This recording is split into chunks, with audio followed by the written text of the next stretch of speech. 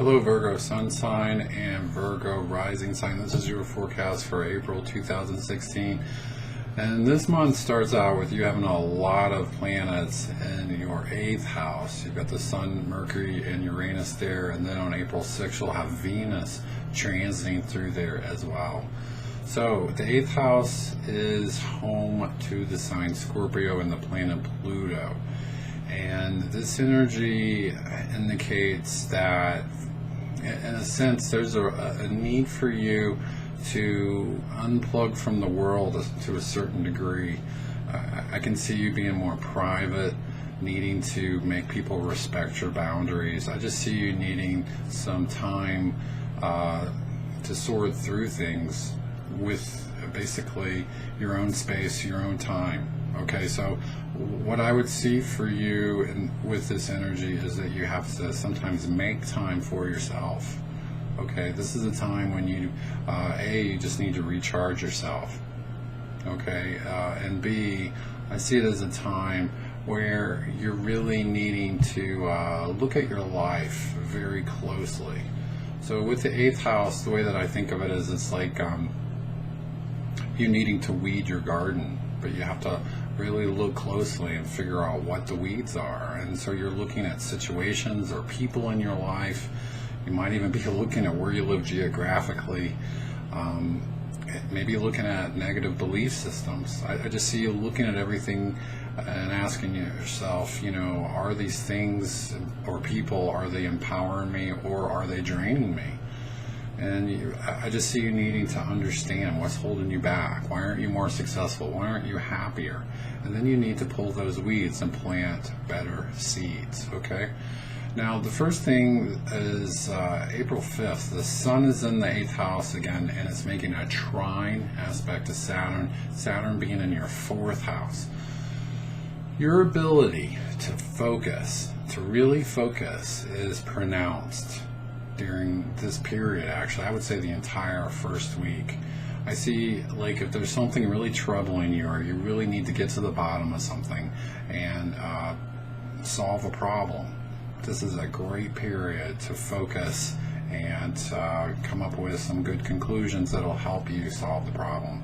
It's just excellent for being able to keenly concentrate on details. Okay, April 6th, the Sun makes a square to Pluto. Now you got Pluto in your 5th house. Now this is interesting because the 5th house has to do with basically your happiness in general. And it can deal with your love life to a certain degree. And what I would say with the square aspect, it can indicate you're keenly aware that you're not happy or you're bothered by something going on in your life that's not going your way. And with this energy, again, it can spur you to look closely and ask yourself, what's going wrong? What's going on? What's going wrong? And with this energy, I would say try not to be too analytical, or let me say that a different way. Try to balance out your analytical side with your intuitive nature. Your intuition is off the charts powerful if you can tap into it and if you trust it. Now, April 6th, Venus moves into Aries. Wherever Venus travels to, it shows me what you value, okay? In the 8th house, you value your privacy, you value your alone time. So this month, your seclusion is therapeutic for you. You know, you value your time to rest, okay? So this will be a joyful thing for you, just to be able to unplug from the world and just really start looking at things in your life under the microscope, so to speak. Now, April 17th, Mars goes retrograde until June 29th. So Mars is a warrior planet. It basically, wherever it goes, it's looking to win the war or to climb the mountain. And it wants results very quickly. It kind of wants instant gratification, to be honest. And with it retrograde, it's not going to happen. And it's definitely not going to happen in addition because Saturn is retrograde right there next to it. And for you, these are in the 4th house of home and family.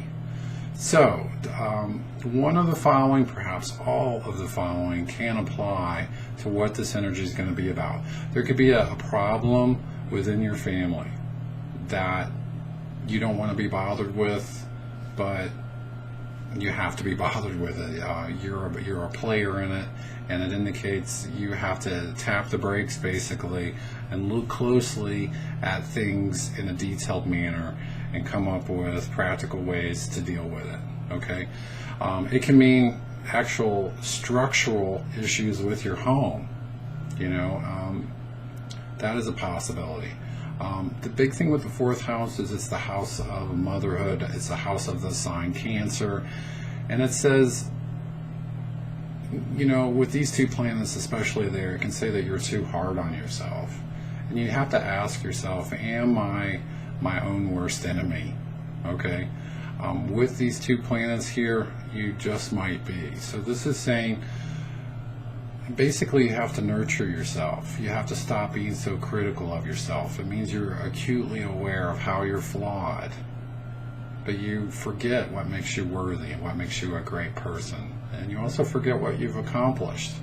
So this is at the very least saying, have a balanced perspective and appreciate the good things about yourself in your life. Okay, at its best, it's saying learn to love yourself, learn to approve of yourself just as you are. Okay, and finally we have the dreaded Mercury retrograde, April 28th through May 22nd. Okay, and you've got this in the 9th house. So Mercury retrograde periods for you are a pain in the butt. Mercury is the ruler of Virgo. That is why. And so this typically applies or implies that there can be communication issues. All right. I thought you meant this. No, I never said that kind of stuff going on. There can be problems with technology not working the way it should, or even your car being unreliable. And it can just simply mean that your plans in life aren't going as planned. There can be unexpected hassles that delay your plans, or your plans just aren't working out at all. So to clarify all this, slow down when you're talking to people. Make sure you're communicating things effectively on the other end of it. Make sure you're really paying attention and listening to what others say. Be prepared to be frustrated with technology. Be prepared to work on your patience skills. And with your plans, be prepared to be flexible. Okay? So with that being said, I think for you, this is, again, a great month to get some rest, at least psychologically, hopefully on every level, and to remove any obstacles, anything that's holding you back in life. Okay? So with that being said, I do indeed hope you have a great month, and I'll talk to you next month. Bye-bye.